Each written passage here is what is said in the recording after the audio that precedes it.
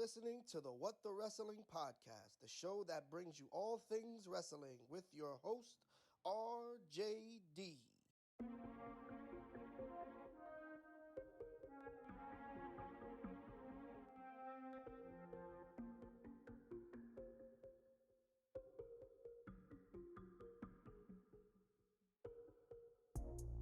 Oh, you already know what time it is.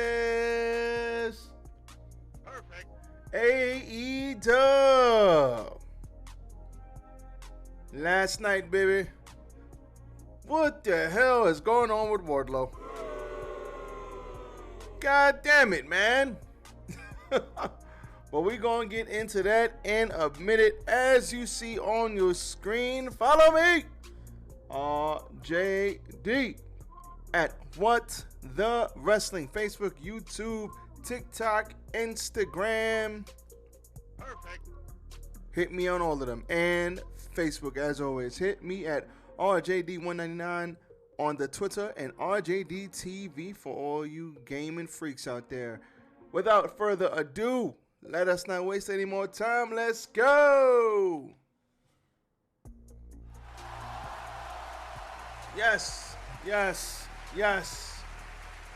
'Tis I, RJD here. Welcome to What the Wrestling, the show that brings you all things wrestling. I'm your host, RJD here.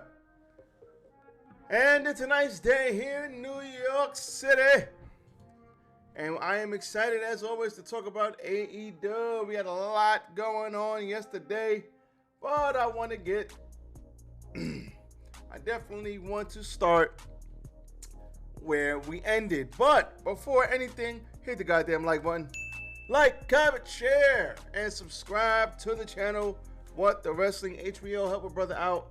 You got the shorts coming. You got the short clips, the short videos coming. Hit the like button. Now, let's get into Wardlow. Surprise, motherfucker. Wardlow lost again, y'all. Hot damn, Wardlow lost again. So, over the weekend, after on, I guess, a travel day, after the pay-per-view, Wardlow got his stuff stolen. Put out a tweet on Instagram. They stole everything. They stole the damn title. They stole his gear, his bags. He said he wished that they're lucky they weren't there, because if they were, their jaw would have been as shattered as this glass. My man would have hit him. My man would have hit him with the. My man would have hit him with the. They would have had to. My man would have hit him with the crazy tiger uppercut. They are lucky that they weren't there. So, all I can say is, sucks that happened to Wardlow. Bruh. I've been on the unfortunate side of theft, and it sucks. So, it sucks. For somebody to steal something that you worked hard for.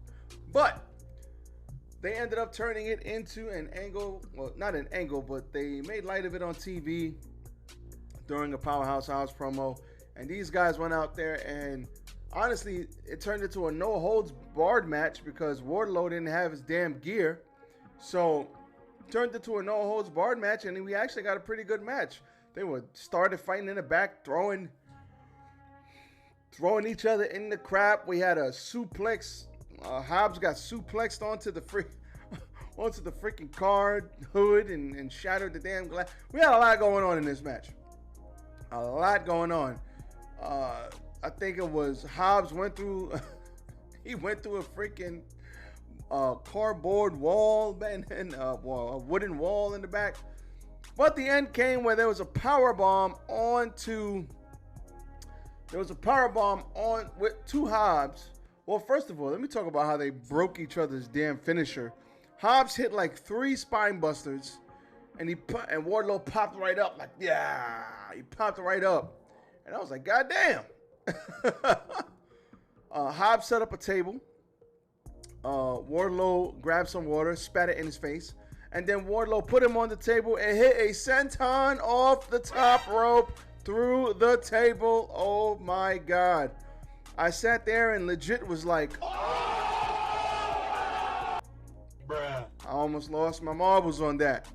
This is awesome. Chance rained out. Wardlow power bombed Powerhouse Hobbs onto the ramp, and that looked like it sucked. Straight up, that looked like it hurt.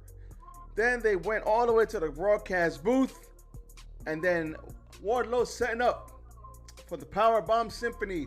But who shows up? It's a bird. It's a plane. No, it's QT Marshall. Surprise, motherfucker. What? QT Marshall cracks Wardlow in the back, cracks him in the ding dong, I think he cracked him again in the head, and then Hobbs and him power bombed him onto a platform that was obviously set up for somebody to go through it, which is great. We don't want anybody getting hurt out there. So they got power bombed off the stage onto this platform. 10 count. Wardlow cannot answer the 10 count, and Powerhouse Hobbs is your new AEW TNT champion. Perfect. With the help of QT Marshall. Stop it. Get some help. Holy hell, I didn't expect this. No, I did not expect this. I was like, Damn, son, where'd you find this? I didn't think that they would. Maybe this was the plan all along, but when you look at the landscape of AEW has a lot of babyface champions. MJ, they got the two titles were on babyfaces, the two mid-card titles. And then you got Jamie Hayter and then Jade, so that's babyface heel. But the TNT's on the babyface, so you can't really chase that. And then the All Atlantic is on the babyface. Can't really chase that. And then anybody you send up to MJF is going to get demolished by MJF. So they kind of had to put that mid-card title on a heel so that the babyfaces had something to chase, including Wardlow. So I understand why they did it. I'm glad they did it. It sucks for Wardlow because Wardlow coming off of the MJF stuff was white hot. I mean, white hot. And now it just seems like Wardlow is ice cold, baby. I don't know. You stupid. I don't know what the hell is going on here, but it just seems like Wardlow is cold. And that sucks because Wardlow had the most momentum. Now he's got no momentum, no ring gear. He ain't got no goddamn belt. He ain't got anything. Wardlow is the epitome of. Not a good start, not a good march for Wardlow so far. Let's just put it like that. So I know it sucks and I know what they're trying to do, but at the expense of Wardlow, I don't know if he'll ever be this hot. You can't send him up to MJF just yet because MJF ain't losing no time soon. You can't have what you're going to have him re-chase Hobbs. Why would he go after the All Atlantic, formerly known as Championship? So I don't know what they do with Wardlow. It's up in the air. I guess they'll have him chase Hobbs. He's going to kill QT Marshall beforehand. But I would have Powerhouse Hobbs hold on to that title for a while. I would. Why would I want to beat Hobbs right now? I would just have him hold on to the title for a while and then keep it pushing. So let's see what happens with that. But that is how your AEW Dynamite ended. And I wanted to get that out the way first. First things first, we had the Orange One. Orange Cassidy with the Best Friends and Danhausen versus Jay Lethal, their rubber match. The Orange One gets the win with the Orange Punch, but not soon after that. Surprise, motherfucker. JEFFJARRET. I got it right, baby. Perfect. He came out, sneak attack, and put the El Kabong to Mr. Orange One's knees. So that sucked. And then I find out later on in the show that these guys will be having a match next week on Dynamite. because Tony Khan said the All-Atlantic Championship is being upgraded. That's right, upgraded. And now, instead of the All-Atlantic title, it's going to be the International Championship. I am indifferent about this. Surprise, motherfucker. He didn't make a big stink out of it. Didn't make a big fuss out of it. Didn't say, oh, we've got announcements all over the place. He didn't do that. He just made a calm, cool announcement. Nobody knew it was coming. And that's okay. But I don't know what the hell is going on with this switching of the belt. Just because the belt got a new name, if you don't do anything different with it, nothing different is going to happen. So if you're going to call it the International Championship, I better see this thing on New Japan. I better see this thing on Ring of Honor. I better see this thing all over the world. And I better see people coming in to defend it, or I want to see it defended on different promotions and help build up some people and help give us a dream match or two. Figure it out. But for them to do all of this, it's okay. And then for Jeff Jarrett to, if they put the goddamn title on Jeff Jarrett next week, if they put that title Surprise, motherfucker. on Jeff Jarrett, Get the fuck out of here. man, oh man. Man, oh man. I hope not. But Jeff Jarrett next week, Orange One. Orange One has the bad knee. I fully expect them to put the title on Jeff Jarrett, which is crazy because that shit could go to somebody else. We had Absolute Ricky Starks out there saying for the past 10 or 11 days he spent his time here in California. On top of that, he beat Chris Jericho, so he's having a hell of a week. Week after week, he's beating the JAS. He's taking down Jericho. He's done it all, from TV shows to pay-per-views, and everybody asks, what's next for Ricky Starks? And he says, the answer is he's not sure. He has a lot on his mind right now, and he doesn't know where he's going to go next.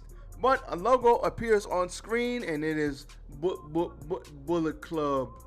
And Juice, the Juice, Surprise, motherfucker. comes out and lays out Ricky Starks. I think that's good. It gives him something to do, but I don't want to see him lose momentum because he got all of that Jericho momentum. I want to see him actually capitalize on it. Next, we had a Wordlow interview, but we talked about that already. And then we had Ruby Soho in the ring talking about why she turned on the AEW faithful. And she said, listen, you created this monster. When I first fought my first match and I went up against Britt Baker for the title, you all loved it. Fast forward to the Owen Hart Cup. When I faced Chris Statlander in the semifinals, I was booed out of the ring, and then I was booed against Jamie Hayter. No one in AEW was ever going to appreciate me. Nope. Not gonna lie, she might have a point. Just saying. But she's not the only one. Toni Storm came here and wasn't appreciated, and everyone begs her to come out of retirement. And she goes out of retirement, and you all fat, mouth-breathing trolls came at her in a moment's notice. Not gonna lie, she's got a point. We've been outcast since day one, since we came to AEW, but we can't build on broken foundation. We can only start anew. And these entitled rookies in the back are going to get their asses kicked. Let's bring out the first entitled rookie called Sky Blue. You know what? We're going down to Marco Ruby. Even the cat likes it. Because it's true. She did get booed versus Stat because Stat was getting a major push at the time. And she did get booed when she went against Britt. She got a point. I ain't mad at it. Listen, I love it when the heels tell something and it's the truth. And they believe wholeheartedly in it. I love when that happens to the heels. Shout out to Ruby. And then Ruby and Sky Blue had a match in which Ruby Soho won. Willow Nightingale, then they put the beat down on Sky Blue. After the match, Willow Nightingale came out to try and chill Ruby out. And then she got Future shocked, or No Future kicked in the face. So Then they sprayed him with the green NWO stuff, and then they got the hell out of there. And then Renee Paquette was backstage with the Hangman, who hung a man. Me and Isaac never got the predictions out, but I don't know if he still wants to do it, but we'll see. He said, physically I've been better, but in my mind and my heart and my soul, all is well. Sunday I let my heart blacken, and let that serve as a warning to any of you. But I do owe an apology to Renee. As for Mox, I am finished. Or so you thought. Surprise, motherfucker. Then we had FTR out there cutting a promo. Dax and Cash, baby. Cash said he missed that. He lost to the Acclaim. They lost to the Guns. And they lost all the tag teams roughly in a month. And they lost one of their best friends in the world. They needed to step away. But I can't sit at home and watch Austin and Colton call themselves the best tag team. Yes, you're the AEW Tag Championships, but you're the future. But you're also spoiled, entitled assholes, and we're going to correct that. And Dax said, from the bottom of my heart, I love y'all. Shout out to Dax, man. He said they closed the book on the greatest trilogy of matches that they have ever had in their career. And they knew that they did something special in the business, but the feeling was taken away by the Guns. Now it's time for retribution. Now it's time to get even. We've got to hit you where it hurts. We've got to beat you and finally become the AEW World Tag Team Championships. We've got to do it for us, for the Briscoes, and most importantly, for y'all. Top guys, out. Man, shout out to FTR. God damn it. God damn it. Shout out to FTR. I love FTR. Renee Paquette was backstage with Jade. She says, I'm undefeated, 53-0. Let's see what's going on in Canada next week. That should be great. Cool. Moving on. Trios match. AR Fox and Top Flight versus the JAS The Ocho. Daniel Garcia and Sammy Guevara. This was a standout match. Standout match for AR Fox, who always looks good. But in the end, the JAS win, and that's all that they could do. Darius got hit with the Judas effect for the win for the JAS. Then we had a three-way segment where the JAS said they wanted to be number one contenders for the titles, and they wanted the House of Black to come out. And who came out? Surprise, motherfucker. Don't you cry no more. Bang. The Elite came out and said, listen, we've avoided each other's careers since AEW. We've not gotten in each other's way, and that's great. And I think we should continue that because they have unfinished business with the House of Black. And then the lights go out. A promo of the House of Black comes on. The lights cut back on. The House of Black is in the ring. And he says, if you want these titles so bad, how about next week? Then the lights cut back on. He said, you come and get them. Lights cut back off. Lights cuts back on. The House of Black were gone. And now, finally, I find out we have a three-way triple threat match. Man. Get the fuck out of here! That's going to be a train wreck. And listen, I love a good train wreck by the Elite, the House of Black, JAS. I love a good train wreck. But did we really need a triple threat trios match? There's gonna be a lot going on in that match. A hell of a lot. So I fully expect House of Black to retain. I hope everything happens. And it looks like the JAS were put in this match to take the pin. Tony Khan then makes his announcement, and then they showed footage of the American Dragon Bryan Danielson talking about how he was ashamed that he tapped out to the AEW World Champ MJF, and he said maybe it's time to go home. I'm not gonna lie, this is one of the best promos I've seen Bryan Danielson cut ever. I mean, I know he's gotten emotional about things, but he really seemed down, defeated, and emotional after this loss. It is a new side of Bryan Danielson that I don't think I've ever seen. I don't know where they're going to go with this, but I'm interested to see him when he comes back, and I'm interested to see if they build upon this. Maybe he has some time off in the wings, and that's great. But man, that was a very emotional promo. Then we had the Dark Order versus the BCC, Blackpool Combat Club, get the win, and they turned full on heel, beating up the Dark Order after the match. But also after the match, you had the Hangman come down, and he says, listen, he runs past Mox. He tells Claudio Castagnoli to relax. He's trying to look after, I think it was Silver or Reynolds. Claudio goes to talk to him or hit him. He hits Claudio. Mox is just sitting there like, man. And Claudio's like, man, let's kick his ass too. And then all of a sudden, they start jumping the Hangman. And after that, they all got jumped. They had to be separated, and the Blackpool Combat Club, the Dark Order, and the Hangman all ended up fighting. This is going to be good between these two teams. So you may think the Hangman is done with Mox, but Mox is not done with the Hangman. Nope. Renee Paquette interviewed The Acclaim. Yo, listen. And The Acclaim basically said they're on TV more than Daddy Magic and Matt Menard. And The Acclaimed and Daddy Ass laughed hysterically as they walked away from 2.0.0. And then you had the main event. So this was a good show of Dynamite. A good show of Dynamite. Don't know what they're doing with Ricky. Don't know what's going on with Wardlow. We got a lot going on here, a lot going on there. But I would say that I am glad they did what they did with Powerhouse Hobbs. I'm glad FTR is back. I'm glad we got an explanation for Ruby.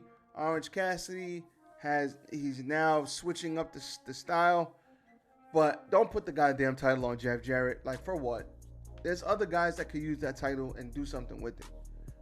But if they do, hopefully they have a good long-term plan to figure this out.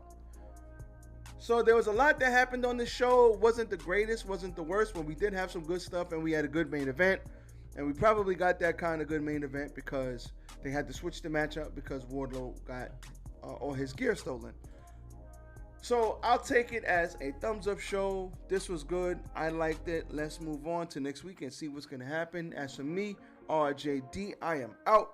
Everybody stay safe here in New York City. I'm out. Catch y'all next week. Peace.